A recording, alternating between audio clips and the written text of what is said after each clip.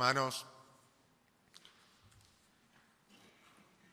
el día martes o miércoles, el pastor Esteban, previendo la partida de la hermana Julia a la gloria, vio que era necesario un cambio de calendario. Teníamos para compartir a finales de julio.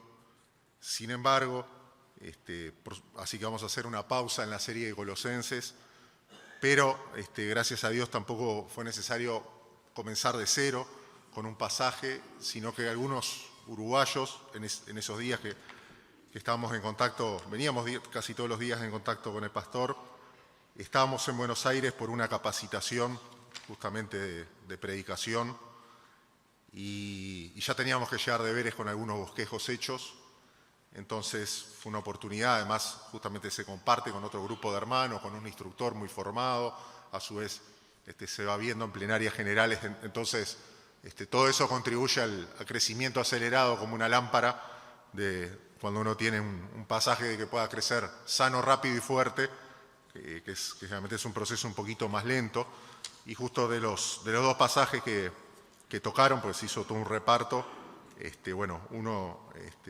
uno fue el que inmediatamente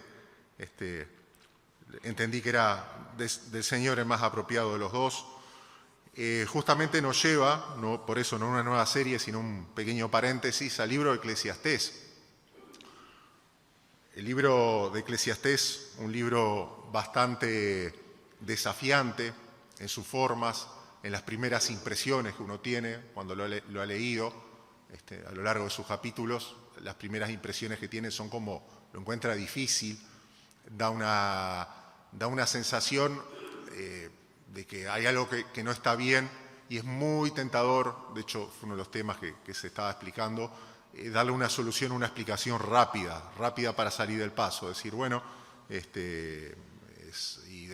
es un formato así, es un formato así, cuando en realidad después cuando uno empieza a ver las estadísticas del libro, o sea, la cantidad de veces que repite algunas palabras, cómo las dice, y sobre todo empieza a seguir la estructura de ese discurso, de ese ensayo, quizás mezclado con poesía que tiene, empieza a entender que en realidad no es todo para aprovechar del libro, hay que agarrarlo en porciones grandes, por supuesto, en párrafos grandes, ¿no? Quizás en un verso aislado solo va a costar entenderlo, pero es todo aprovechable. No tiene nada que ver con aquella experiencia particular de, por ejemplo, de Job, que a veces se compara Job y los amigos de Job. Entonces, cuando los amigos de Job hablan, dicen cualquier cosa y después viene Dios y los corrige. Bueno, no es el caso de Eclesiastés, no es esa la situación. Conviene seguirlo y acompañarlo en todo. Y por eso les voy a estar invitando a abrir el pasaje de Eclesiastés, capítulo 5, versículos 1 al 7, aquel que lo tenga digital, aquel que lo tenga en papel, en la versión que sea. Voy a estar compartiendo la Nueva Biblia de las Américas, pero alguna, y si justo ven que el compañero al lado no trajo Biblia ni papel ni digital, bueno, poder si es posible, estar compartiendo la lectura con él, para estarlo viendo. Eclesiastés, capítulo 5, versos 1 al 7, justo antes de Cantares. El libro, no, justo el capítulo no, está bastante al medio, y después de Proverbios, Eclesiastés 5, del 1 al 7, que este hombre, el predicador, en principio sería Salomón, quizás podría ser otro rey que vino después de él en la misma línea y que continuaba su legado de sabiduría, pero probablemente sí era Salomón, que viene... Gran parte del libro es observar, él mira lo que pasa en el mundo, mira lo que pasa alrededor y empieza a hablar, reflexionar en voz alta y empieza a sacar conclusiones y primero llega hasta verdades y después saca conclusiones donde ahí termina de cerrarnos toda la idea y ahí es donde realmente nos termina edificando. Y acá en realidad este pasaje a su vez es un paréntesis dentro del libro que tiene que ver con la adoración pública en general y otros temas que ahora vamos a ver. Eclesiastés 5, del 1 al 7, que dice así: guarda tus pasos cuando vas a la casa de Dios y acércate a escuchar en vez de ofrecer el sacrificio de los necios, porque éstos no saben que hacen el mal. No te des prisa en hablar, ni se apresure tu corazón a proferir palabra delante de Dios, porque Dios está en el cielo y tú en la tierra. Por tanto, sean pocas tus palabras. Porque los sueños vienen de la mucha tarea y la voz del necio de las muchas palabras. Cuando haces un voto a Dios, no tardes en cumplirlo, porque Él no se deleita en los necios. El voto que haces, cúmplelo. Es mejor que no hagas votos a que hagas votos y no los cumplas. No permitas que tu boca te haga pecar y no digas delante del mensajero de Dios que fue un error. ¿Por qué ha de enojarse Dios a causa de tu voz y destruir la obra de tus manos? Porque en los muchos sueños y en las muchas palabras hay vanidades. Tú, sin embargo, teme a Dios. Salomón quería que sus oyentes resistieran esa tentación que a todos nos puede atacar o nos ha atacado, de impresionar durante la adoración pública, ¿no? Como estamos con otros creyentes, en un culto, normalmente sería la adoración pública. Y decía él, el propósito para esa audiencia, que lo estaba leyendo, escuchando, era que en vez de hablar de más, tuvieran temor a Dios. Teman a Dios, preferentemente teman a Dios antes que hablar de más. Pero ahora, por la positiva, el llamado que nos deja este pasaje es que, vamos a ver, nos va a terminar dejando, nos va llevando, es que nosotros nos acerquemos a Dios sin apariencias, sin fachadas, sino teniendo presente a uno que sí habló y que sí sacrificó perfectamente, aquel que es Jesucristo, que lo tengamos presente a Él. Ahora vamos a ver cómo conecta con el Evangelio esto. Está bien, pero que nos acerquemos sin apariencias. Y entonces nos desglosa dos ideas y vamos a agregarle una tercera uniendo los conceptos. ¿De qué manera tenemos que acercarnos nosotros a Dios? En primer lugar, vamos a ver que tenemos que acercarnos escuchando su palabra en vez de hablando mucho. En vez de acercarnos hablando mucho, mejor callados y escuchando la palabra de Dios. En segundo lugar, acercarnos con temor reverente delante de Dios, en vez de venir a ofrecerle canjes, sobornos, acuerdos, votos, que es lo que dice acá, o promesas. Y por último, vamos a ver que tenemos que acercarnos confiados en el sacrificio perfecto de Cristo y no nuestras propias palabras, nuestras propias obras. O sea, en primer lugar, vamos a ver versos 5 del 1 al 2, escuchando su palabra en vez de hablando mucho. Guarda tus pasos cuando vas a la casa de Dios y acércate a escuchar en vez de ofrecer el sacrificio de los necios, porque estos no saben que hacen el mal. No te des prisa en hablar, ni se apresure tu corazón a proferir palabra delante de Dios, porque Dios está en el cielo y tú en la tierra. Por tanto, sean pocas tus palabras.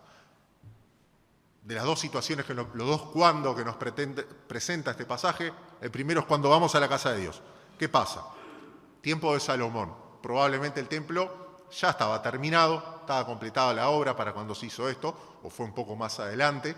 Entonces, si nosotros leemos, por ejemplo, en Segunda de Crónicas, los primeros capítulos, casi hasta el 9 por ahí, vamos a ver que en esa época estaba muy activo Israel con todo el servicio público del templo, las horas que se hacían los sacrificios, la gente que iba al templo, cada uno de los creyentes que venía a adorar, venía a traer su ofrenda, venía a presentarse los sacerdotes, todo como había ordenado Moisés. Entonces fue una época de gran actividad, templo nuevo, de estreno, tremendo, el que había hecho Salomón, impresionante el costo que tenía, imposible de medir, todo el dinero que se había gastado en ese templo de Jerusalén. Entonces, el culto público estaba funcionando.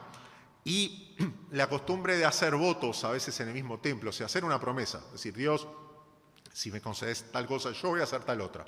Un voto, una promesa, dice, ya venía de antes, de cuando estaba el tabernáculo, que era el templo chiquito, el móvil, el que se desarmaba, estaba en Silo, en 1 de Samuel 1, cuando vemos a la mamá, justamente de Samuel, que ya se acerca, justamente, y bueno, y ora al Señor pidiéndole que sí, podía tener un hijo, la estaba hostigando, ¿no? la otra esposa, ¿no? Otro argumento contra la poligamia, si podía tener un hijo, le iba a consagrar ese hijo para el servicio del Señor, y ahí vino el profeta Samuel, ¿no? Entonces, era una costumbre de ellos. Y dice entonces, guarda tus pasos cuando vas a la casa de Dios, es una figura, no es que tengan cuidado de no tropezarse, cuidado con lo que hacen, acércate a escuchar en vez, continúa el verso 1, en vez de ofrecer el sacrificio de los necios, porque estos no saben que hacen el mal. Puede estar hablando, por ejemplo, de que ya desde esa época de antes ya había un problema a veces con el culto público. Por ejemplo, Ana, cuando ella vino a orar, está el sacerdote Elí, la ve, ella mientras ora mueve la boca y le dice, ya digerí tu vino de una vez por todas, depende de la versión, le dice, a ver cuándo se te va la borrachera, es lo que le exige, ¿no?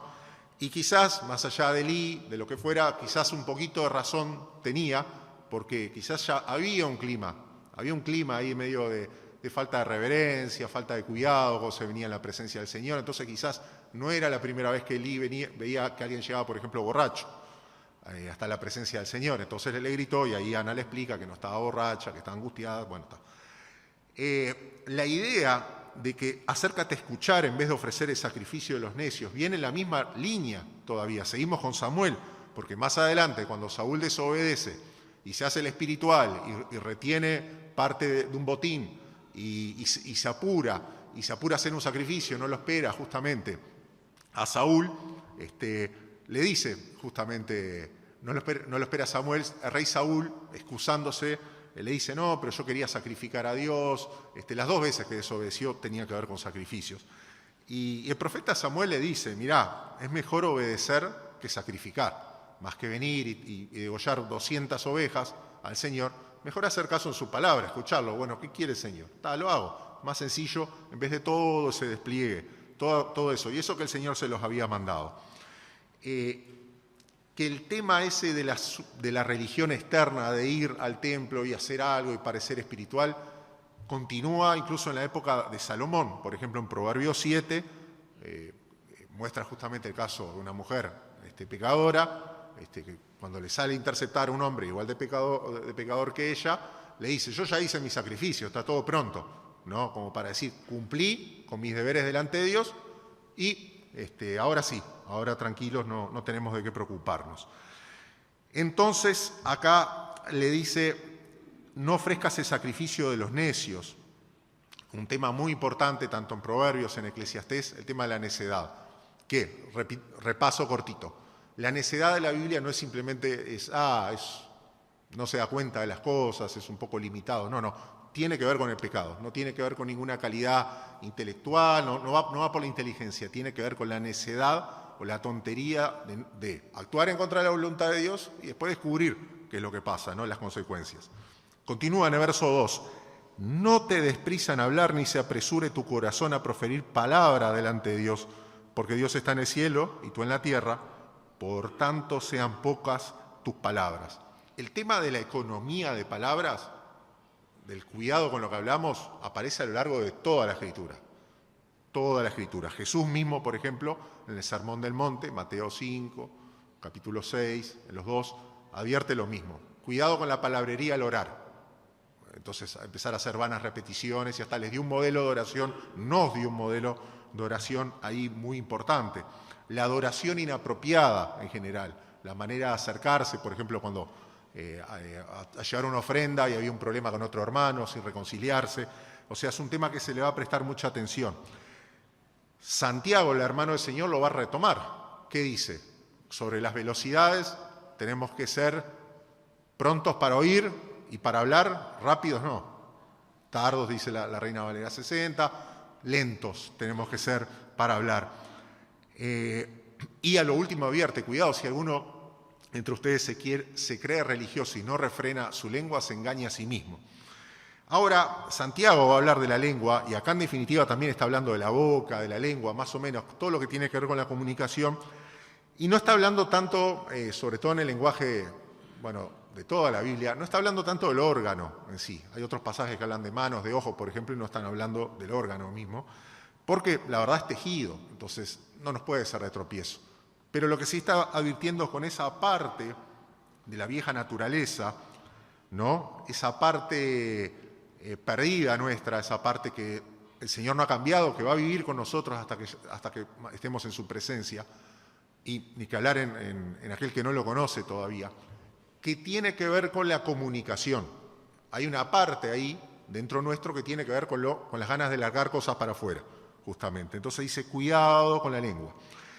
Y esa lengua, como dice Santiago, prende fuego un mundo entero, nos tienta, nos presiona, ya sea para criticar, para murmurar, para jactarnos, para hablar de grandes cosas que vamos a hacer, de esto, de lo otro, y siempre con la tentación, sobre todo cuando estamos en público, cuando estamos delante de otros creyentes, nos va a presionar para que nosotros, con lo que hablemos, podamos fingir espiritualidad, sumar puntos de espiritualidad delante de los demás, dar una impresión delante de los demás.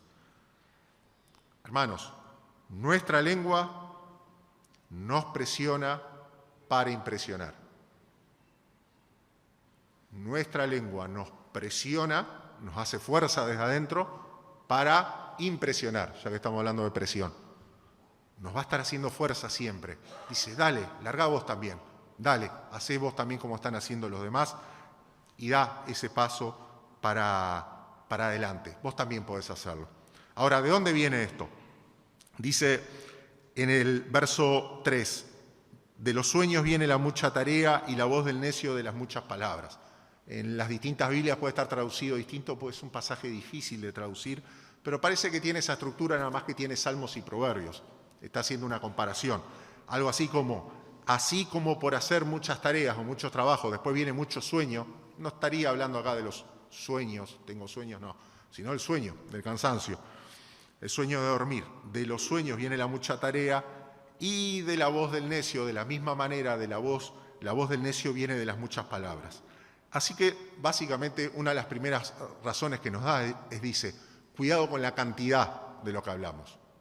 Es importante la calidad, pero cuidado la cantidad. Es decir, si nosotros a la lengua se comporta como un vehículo, supongo que también los caballos se comportaban igual, la vas soltando mucho y está entusiasmado y es una bajada además, ¿no? Si es una subida, no. Ahí, sobre todo, alguna vez que me subí un caballo con mi peso, encuentra una subida y enseguida se quedaba quieto. Tenía que venir alguien a pincharlo para que siga subiendo. Pero si es una bajadita, empieza a agarrar velocidad, ¿no? Y, bueno, con un vehículo ni hablemos también, empieza a agarrar velocidad. Tiene que ver con la cantidad de palabras. Si yo hablo, es como alguien que juega tan mal al fútbol como yo, le dan un arco y empieza a patear, patea. Algún gol voy a meter algún día. Sin arquero, sin nada, obviamente, ¿no? Pero alguno voy a meter. Pateo y alguno voy a meter. Tristemente, con las trampas de la lengua ocurre lo mismo. Yo hablo, y en algún momento alguna necedad se va a terminar escapando, si hablo demasiado. Una advertencia importante. Ni que hablemos para las redes sociales, aunque no estamos hablando justo de eso, estamos hablando de la adoración pública, las cosas que tienen que ver directamente con el Señor, nosotros cara a cara con el Señor. ¿Está bien? Entonces, cuidado con la cantidad. Mucho aumenta, un tema estadístico, un tema de números. Hablo, las chances de decir algo que no tenía que decir aumenta. Ahora, dentro de todas las maneras de hablar, una en las que ahora se va a concentrar el autor de Eclesiastés, y ahí ya vamos al segundo punto, es una forma de hablar que ya la nombramos que era la de hacer votos, y ahora le va a prestar más atención.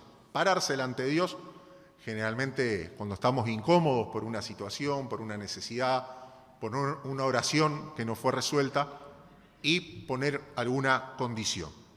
Verso 4, entonces, vamos a ver que así como tenemos que acercarnos escuchando la palabra de Dios, más que hablando mucho, tenemos que acercarnos con temor reverente en vez de hacerlo con cajes o sobornos.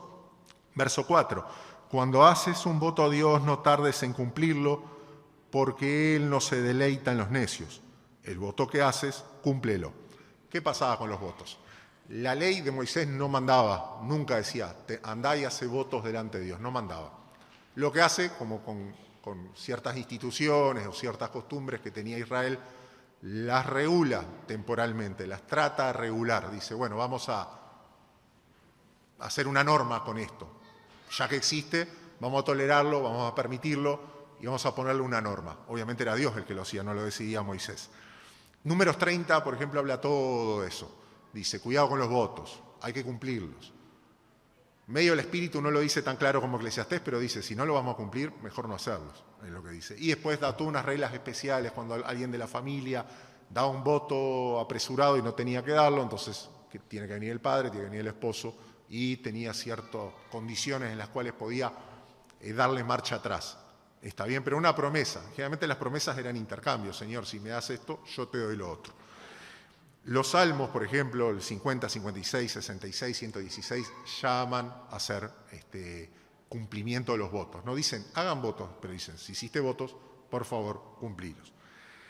Y después llega a esta conclusión en el 5, es mejor, verso 5, 5, 5, es mejor que no hagas votos a que hagas votos y que no los cumplas.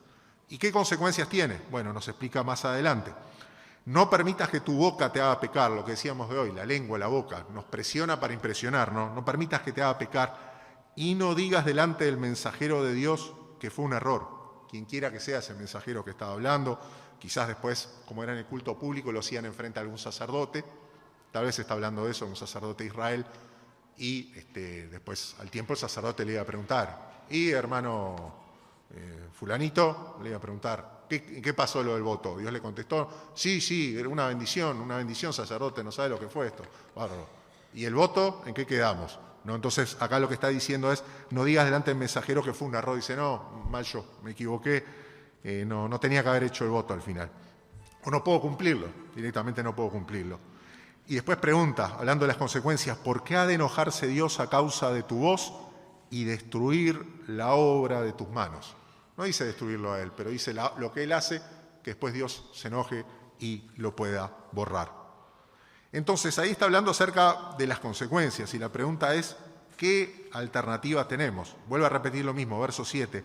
En los muchos sueños y en las muchas palabras hay vanidades, ¿no? En mucho cansancio, en mucho palabrerío hay vanidades. Gran palabra de Eclesiastés, vanidades, cosas que se las lleva el viento, cosas que son frustrantes, cosas que no duran, cosas que van y vienen. Tú, sin embargo, y acá el imperativo del pasaje, teme a Dios. Ya lo decía al principio, mirá que Él está en el cielo, vos estás en la tierra, para poner una distancia. Entre los israelitas probablemente estaba la costumbre mucho de la negociación, iban al mercado, la compra, la venta, la cultura de trabajo, de comercio, que probablemente ya la tenían desde esta época. Entonces está todo aquello, ¿no?, de la negociación, pero acá le está advirtiendo el autor de Eclesiastés, cuidado. No estás en el mercado de pulgas, cuidado, no estás en la feria, cuidado, no estás haciendo negocios con un socio, así nomás, cuidado, no estás haciendo un acuerdo con un servicio, con un cliente, le está diciendo. Acordate que vos estás en la tierra y Dios está en el cielo, así que, ¿para qué hablar de más? Preferentemente, repasando, prestemos atención a lo que Dios ya habló en vez de hablar tanto nosotros. Y tengamos cuidado también, decir, Señor, no está diciendo en ningún momento que es pecado hacer un voto, y viendo la enseñanza de la Escritura, si bien no es el tema que estamos tratando hoy, no he encontrado nada que diga que incluso hoy nosotros los cristianos no podamos hacerlo, no está diciendo, pero el principio sigue vivo. Cuidado justamente con hacer un voto, porque como ya lo hemos dicho muchas veces, no hay forma que nosotros le podamos torcer el brazo a Dios, hacerle una pulseada y doblárselo.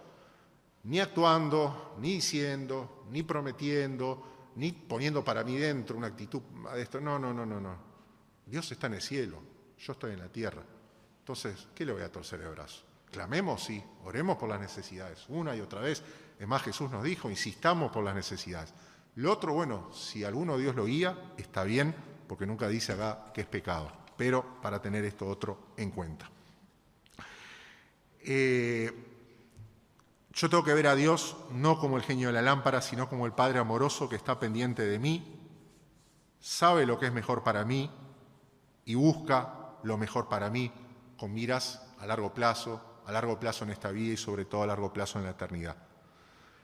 Él no necesita sobornos, es como un hijo que le lleve al padre y le quiere pedir chiquito, ¿no? Un hijo bien chiquito, después son más grandes ya tienen técnicas más elaboradas para conseguir lo que quieren. Me han dicho por ahí, no me está escuchando Lucía. Pero un hijo chiquito que al padre quiere que lo lleve a no sé cuánto y lo trata de sobornar con un caramelo, y a veces abierto el caramelo. No le saca caramelitos de bolsillo y si le da un caramelito consigue una respuesta al padre. No la va a conseguir en condiciones normales, no. El padre no debería, o por ahí sí le acepta el caramelo y le cumple, pero no es por el caramelo, como le dio el caramelo, entonces le va a dar tal cosa, ¿no? Bueno, de misma manera nosotros ni caramelos usados tenemos ni siquiera para ofrecerle a Dios, llevarle caramelitos así para a cambio de que nos haga o nos dé tal cosa. Pero no porque sea un Dios distante, sino justamente porque es un Padre que sabe y que realmente nos ama más de lo que nosotros podemos entender. Ahora la pregunta es, bueno, quedó claro, tengo que temer a Dios, tengo que escuchar más que hablar, tengo que tener cuidado con los votos, tengo que tener cuidado con lo que digo delante de Dios, no tengo que apresurarme con la lengua y sobre todo resistir la presión de la boca, esa presión para impresionar, que está ahí que dice, dale, impresioná, hace algo que, así como Ananías y Zafira, quedás impecable por un rato, quedás impecable con todos los hermanos, no sabes cómo resistir eso. Ahora, por supuesto, todo lo que vemos en la Escritura, más si estamos parados en el Antiguo Testamento, no termina sí en una exhortación ética, pero sigue más adelante a la luz del Evangelio que viene a completar y redondear la idea. El hecho de que nosotros nos podamos acercar a Dios, y acá vamos al tercer punto, de que nos tenemos que acercar más escuchando que hablando, con temor reverente en vez de ofrecer canjes o sobornos a Dios, y en tercer lugar, confiados en el sacrificio perfecto de Cristo. ¿Por qué? Porque la tendencia que tenemos naturalmente nosotros de presentarnos delante de Dios y terminar hablando inapropiadamente, eso termina mostrando, sobre todo en la condición en que venimos a este mundo, la incapacidad que tenemos como hombres naturales, siguiendo el lenguaje de Pablo, el hombre natural, de adorar a Dios en una forma que sea apropiada, que sea agradable, justamente como dice Romanos 12, ¿no? Que presentemos un sacrificio perfecto, agradable, delante de Dios, sacrificio vivo y santo, pero no es algo que podamos hacer solos. Se nos dificulta nuestra condición natural hacer una adoración sincera también. Jesús, en Juan capítulo 4, hablando con la mujer samaritana, y ella decía, no, que el culto es acá, que el culto es allá, que el templo tiene que ser así, que esto tiene que ser así. Y él le dice, no, los verdaderos adoradores adorarán, está hablando del nuevo pacto de nosotros en espíritu y en verdad. Ya no es que si están en el templo no sé cuánto, en la montaña no sé qué. Así que no podemos hacerlo naturalmente, en forma agradable, en forma sincera. No podemos hacerlo tampoco, adorar y acercarnos al Señor y participar de las cosas de Él directamente, tal como dice Romanos 3:23, nosotros no podemos acercarnos así nomás porque dice que todos pecamos y no alcanzamos, o están destituidos, dice otras versiones u otros nombres, o están excluidos de la gloria de Dios. No nos podemos acercar al Señor en forma natural y acceder a su gloria, acceder a su presencia en forma natural y en forma apropiada. Más allá de que Dios en ciertas circunstancias obviamente escucha también oraciones de no creyentes, incluso las responde a veces sin saberlo, pero de una forma íntegra, completa, plena, no lo vamos a poder hacer. El tema que está de fondo acá en Eclesiastés conecta con un tema que está a lo largo de toda la Biblia, viene desde el huerto del Edén, continúa acá con todos estos temas del templo, porque estas conversaciones eran sobre el templo, sobre la adoración, y sigue, que es el tema justamente de la adoración y el templo. Cómo el hombre se puede acercar a la presencia de Dios para adorarlo, para servirlo de una manera apropiada. Ese es el tema del templo. Y naturalmente, así como a Adán y Eva se les cerraron las puertas del huerto y quedaron expulsados, ya no podían entrar de nuevo, este templo de Salomón, que en su parte interna estaba decorado como que fuera el huerto, tenía plantas, flores, palmeras, todo hecho en oro, ¿no? Obviamente no eran decoraciones de plantas así nomás, todo hecho en oro tenía en las paredes para hacerles acordar de que con una serie de disposiciones que Dios había dado, podían empezar a volver a entrar en la presencia de Dios temporalmente con esas disposiciones que Dios había dado. Pero ahora eso quedó completo, ya no tenemos templo. Yo en lo personal no estoy esperando que nadie vuelva a construir un templo en Jerusalén. Me asustaría si apareciera uno ahora, después otra cosa después que venga el Señor. Ya no tenemos eso más del edificio con oro y con mármol y con todas las cosas y el bronce, las dos columnas que puso Salomón, sino que justamente tenemos una persona que haciendo el mismo de templo y haciendo él mismo de sumo sacerdote, se presentó, nos cuenta Hebreos capítulo 7 al 10, en forma apropiada con un sacrificio completo que era el suyo propio y que era Jesucristo. Él haciendo de sacerdote, él presentándose, Él, habiendo escuchado, como le dijo a los discípulos, todo lo que dice el Padre, justamente él lo escuchó y lo cumplió todo lo que dice el Padre, se acercó y nos abrió camino de una manera apropiada. Ya cuando nosotros entrábamos y ya teníamos la presión de que teníamos que entrar a hablar, a decir, a impresionar, a hacer promesas, Él entró en una forma apropiada por nosotros como representante nuestro, para ofrecerse Él en sacrificio, en sustituto, y para terminar con el sistema de sacrificios, liquidarlo, ya está. Nada más que ni de templo, ni de nada, no importa que haya arriba de esa montaña. Se liquidó el tema, porque ya Cristo cumplió y ya lo hizo y ya está.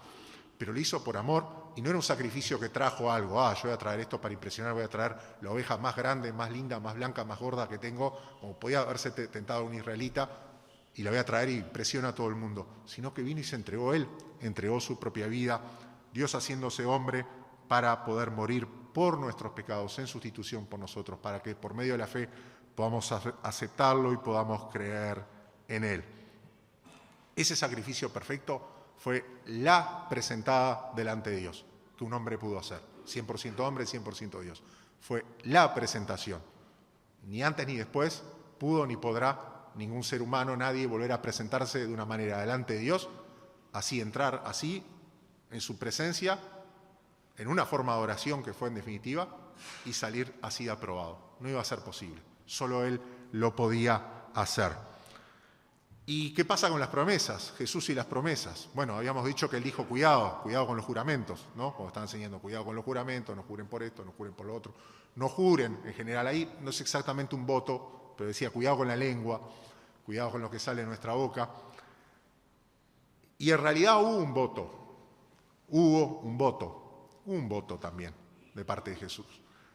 Dice, en realidad aparece a lo largo de los evangelios, uno lo puede ver ahí un poco entre líneas, pero parece más claro en Hebreos capítulo 13, verso 20, lo comenta de pasado el autor de Hebreos, quien sea, y dice, por la sangre del pacto eterno, hablando de cómo fuimos redimidos, por la sangre del pacto eterno, y no da mucho más detalles, un pacto eterno ocurrió antes del tiempo. No nos podemos imaginar que es antes del tiempo, si es antes es tiempo, ocurrió antes del tiempo, en la eternidad. Un pacto, le llaman algunos intratrinitario, porque el Espíritu Santo definitivamente tuvo algún rol ahí, entre el Padre y el Hijo, para que Él, el pacto por su sangre, a través de su sangre, pudiera redimir a su pueblo. O sea, fue una cosa que ya fue acordada en la eternidad entre el Padre y el Hijo. Entonces Jesús sí tuvo un voto, sí tuvo una promesa, sí tuvo algo, yo voy a hacer esto.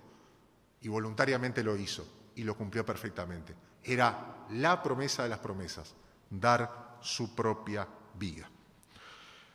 Entonces, para ir redondeando, dijimos que nos tenemos que acercar, o la exhortación del predicador acá era que nos acerquemos escuchando su palabra más que hablando, que nos acerquemos con temor reverente más que haciendo promesas, y para nosotros además que nos acerquemos confiados en el sacrificio perfecto de Cristo. Algunas aplicaciones. Si todavía no estás en el Señor, pero seguramente quizás nos estás viendo, estás presente aquí o nos estás viendo por internet, no hay nada que puedas ganar, no hay forma que puedas comprar la ayuda de Dios con nada que hagas, nada que digas. No podés subir de rodillas a ninguna parte, no podés no te va a servir de nada por todo lo que estamos explicando. Más bien lo que podemos hacer es reconocer nuestra incapacidad pecaminosa. Y si no lo has hecho, aunque permitas que Jesucristo sea tu mediador y sea tu salvador. Porque Él sí se pudo presentar, Él sí hizo la promesa y sí la pudo cumplir. Para aquellos que por la gracia de Dios estamos ya en Cristo, que Dios nos esté guardando siempre cuando hablamos, puede ser con los votos, puede ser con otras cosas. Siempre cuando hablamos, acordarnos que la lengua nos presiona para impresionar. Cuidado con impresionar a otros creyentes. No vamos a impresionar a otros, ni a Dios, ni con lo que decimos, ni lo que hablamos públicamente. Sino al contrario, siempre acordarnos decir, esto, sin el sacrificio de Cristo, sin Él presentándose delante de Dios, sin el amor del Padre haber entregado a su propio Hijo, hoy que estamos recordando, hoy que se celebra el Día del Padre justamente, ese Padre que nos regaló a nosotros, ¿no? En vez de estar esperando, fue Él el que tomó la iniciativa, y nada más que la vida de su Hijo único y amado. Sin nada de eso yo no tendría entrada posible a la presencia, a la adoración de Dios, no podría hacerlo, sin haber sido lavado por su sangre de este pacto que fue eterno. Y entonces, si yo veo a Dios apropiadamente, con los lentes apropiados, también me va a ayudar a ver a mis hermanos, a nuestros hermanos, vernos unos a los otros con los lentes apropiados, ver la adoración delante de Él con los ojos apropiados, donde ya se trata realmente de que todas las cosas, de palabras o de hechos que hagamos, sean siempre para la gloria de Dios. Oremos.